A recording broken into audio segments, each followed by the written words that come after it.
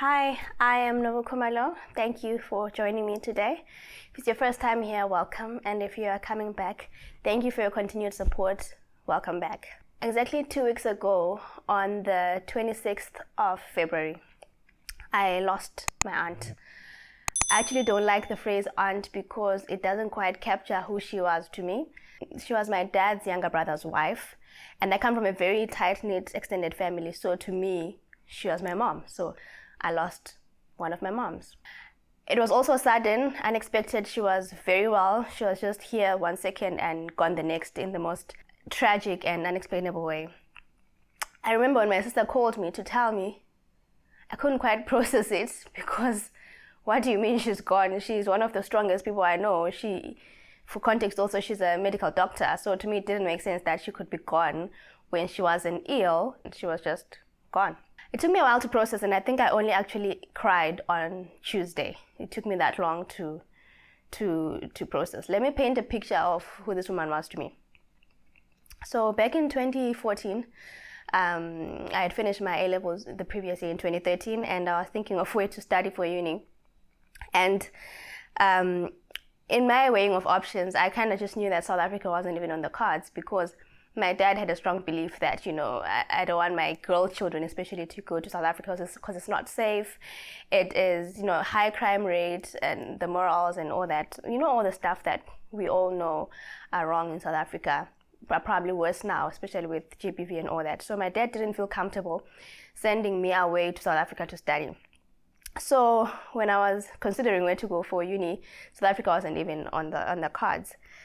But then my dad went for a business trip, and then when he came back, suddenly he was like, your aunt, mamako, mamnganwako, which was my mamngane in my native language, mamnganwako said we should bring you to Pretoria to study there. They are going to take care of you. They're going to make sure that you're safe and you're fine. So you have to make sure that you go and apply for uni ASAP. And to me, this was mind-boggling. What do you mean?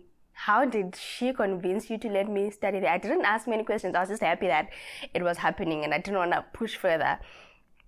But from that moment, I was like, wow, this is the person who has opened a door for me, a door which I didn't even know exists. Rather, a door which the key was locked and thrown away a long time ago. And she had somehow successfully convinced my dad and unlocked that door. So I went to South Africa to apply for medical sciences because I had done pure sciences all through my O-level and A-levels.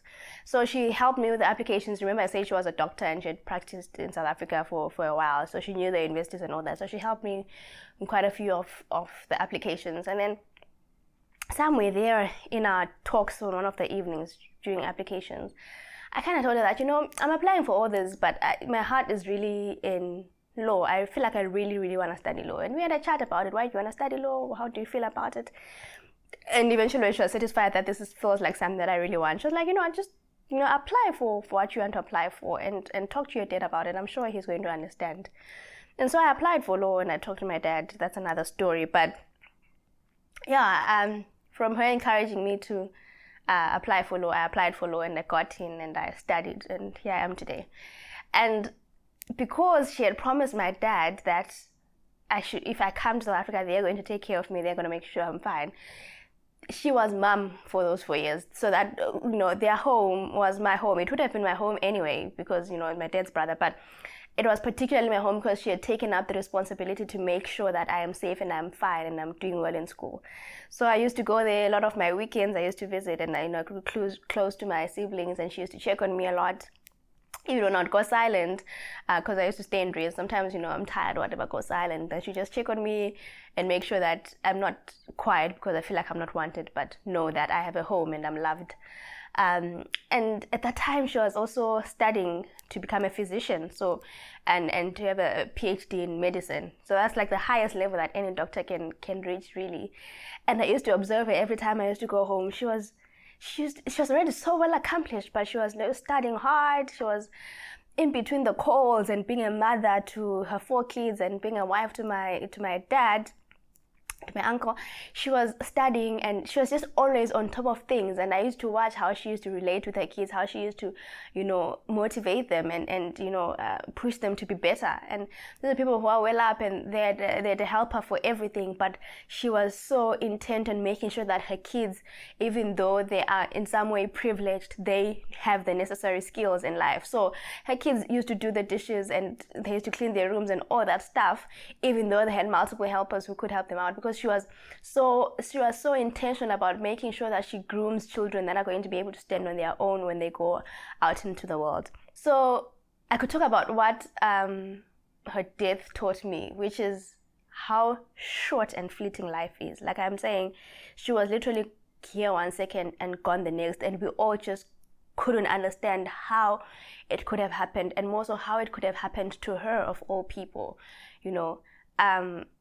but that's just, life is short, and we say this a lot. Life is short, so be intentional. Love the people that are in your life. Do the best that you can. But with time, we forget, and after after we've gotten used to the loss, we kind of forget again that time is short. So instead, I want to focus on what her life taught me, and these are some of the things that I learned through observation during the years I was there. But a big part of them are things that I learned when I was watching her memorial service and her funeral, and everyone was talking about her. Her friends and my uncle, her husband, described her as a Proverbs 31 woman. And so I'm going to attempt to read Proverbs 31 in the eyes that I saw her in, and in the eyes that I came to know her through, given the testimonies that people gave during her memorial and her funeral. A wife of noble character who can find? She is worth far more than rubies. Her husband has full confidence in her and lacks nothing of value. She brings him good, not harm, all the days of her life. Let's just stop there. My uncle could not stop singing her praises. She found a way to take care of everything, even though she was the busiest person in the home.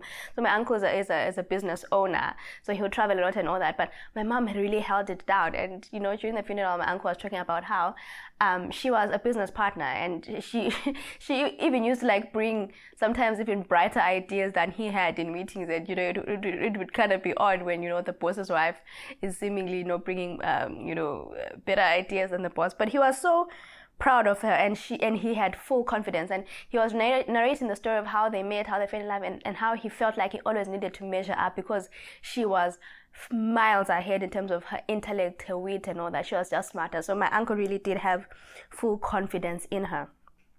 She selects wool and flax and works with eager hands. She is like the merchant ships, bringing her food from afar. My aunt, apart from being a doctor, she was always farming or gardening or something.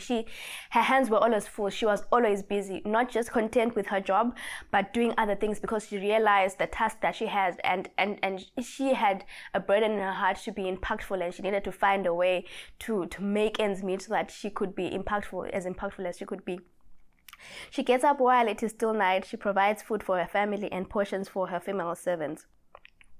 That was one thing. She was the last to go to bed, even after a call, last to go to bed, first one to rise, would find her wide awake in the morning. We just didn't know how she used to do it. She just seemed to have more than 24 hours in the day, but she did it also gracefully. She considers a field and buys it out of her earnings, and she plants a vineyard. She sets about her work vigorously. Her arms are strong for her tasks. She sees that her trading is profitable, and her lamp does not go out at night. In her hand, she holds the distaff and grasps the spindle of her fingers. My aunt was so hardworking. When I tell you about how she was raising 4 kids, but she had a goal in mind that she wanted to become a physician, and that she died at 49, by the way, and that nothing was going to stop her. I think she only graduated in 2017 or so. So that was she was probably my maths is wrong, 43 by then. some of us would have thought, I didn't do it in my youth, so it's fine, it's done. But my aunt was so determined to make the most of herself, and she studied hard and she worked hard day in, day out to make those dreams come true. At no point did she say, I'm focusing on studies, so my family is going to have to figure things out for themselves and take care of themselves. She found a way to divide herself and apply and exert herself 100% in all the different roles that she had.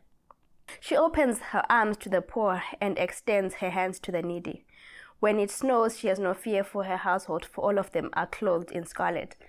So many people, some I didn't even know, came up during the memorial service to say she was paying school fees and educating a lot of people. There are a lot of people who had passed through her hands, who are now doctors, actuaries, engineers, people that weren't necessarily even related to her. But whenever she saw a need, whenever she felt compelled, she made sure that every child that she comes in contact with goes to school. That is the one thing that she was passionate about, that no child should fail to meet their potential because they couldn't afford to go to school.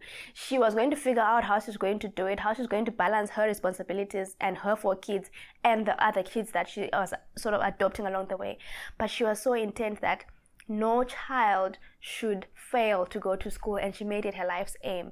And there's so many people who were touched by her, and she was paying their fees. And my uncle was even saying, right now I need to figure out how I'm going to manage, all the fees that she was paying and all that. I need to make sure that I'm on top of things because people relied on her and she never ever dropped the ball.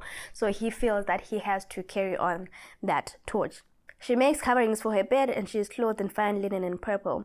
Her husband is respected at the city gate, where he takes his seat among the elders of the land. She makes linen garments and sells them and supplies the merchants and sashes. We've already spoken about how industrious she was. She is clothed with strength and dignity. She can laugh at the days to come. She speaks wisdom, and faithful instruction is on her tongue.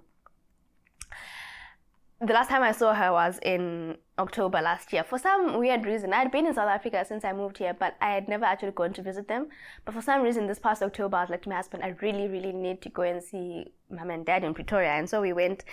And I remember it was me, my husband, my sister, her husband, and my aunt and uncle. And we sat around the dinner table, and they advised us so much on life. They taught us their life story, how they first got to South Africa and how they climbed up the ladder to where they were. They advised us on how to make the most of our careers, how to build wealth. They just had so much wisdom. And even before that, my aunt, whenever she would find a woman-in-law who's doing something amazing or who has achieved something, she would send me a link and be like, look at this person.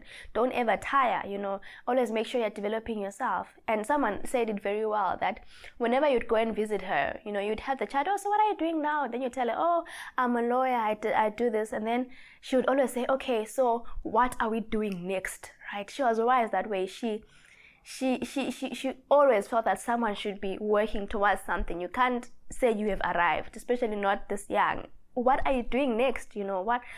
What goal are you working towards? What is the next level that you want to reach? And that was beautiful. She watches over the affairs of her household and does not eat the bread of idleness. She was always busy. Her children arise and call her blessed, her husband also, and he praises her. Many women do noble things, but you surpass them all. Charm is deceptive, and beauty is fleeting, but a woman who fears the Lord is to be praised. Honor her for all that her hands have done, and let her works bring her praise at the city gate. No better way to sum up the woman she was.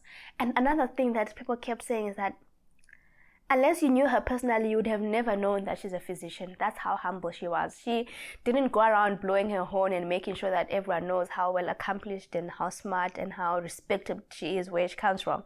She was just humble. She was calm, but she was firm. When she would speak, when you would come to have conversation with her, that's when you would know the type of woman she was. So after all these memorial services and all that were happening, I found myself asking myself, what is my legacy going to be? When I die, I'm not going to be here to hear anything, right? But when I die, what are people going to say about me? What is my legacy going to be? Who is going to come up and say, Nobu did A, B, C, D, and she touched and she changed my life? Who is anyone going to come up and say, I was selfless and I made sure that everyone that I come into contact with is left a better person than they were? what am I doing to empower the people around me? Having been blessed by God to be in the position that I am in now with the means that I have, what, if anything, am I doing to impact and empower those around me? You know, am I diligent in my work? Am I putting my best foot forward? Am I striving to be better and better each and every day? Am I being the best wife I can be to my husband? Am I being the best daughter I can be to my parents and sister, to my sister? When I die, what is going to be the picture that people will paint about my story? Will it be a beautiful one, or will they have to find words to fill in the gaps because there's nothing much to say? So this is a question that I have for myself, and I'm hoping that you can learn from my loss and the grief. I still can't believe she's gone, but yet she lived such a full life. You know, her daughter even said, you know, Mom, as painful as this is, I truly believe you deserve to rest. And if I were to die, would I be resting, or would I die with my potential still in me? Will it be a loss in that I had so much to give, but I never gave it? And so I hope you will take a moment to reflect on yourself and your gifts, how you're using your gifts, how you're using your time, and how you're using your resources, and whether when you die, you will be missed. Thank you for watching. I'll see you again next time. Goodbye.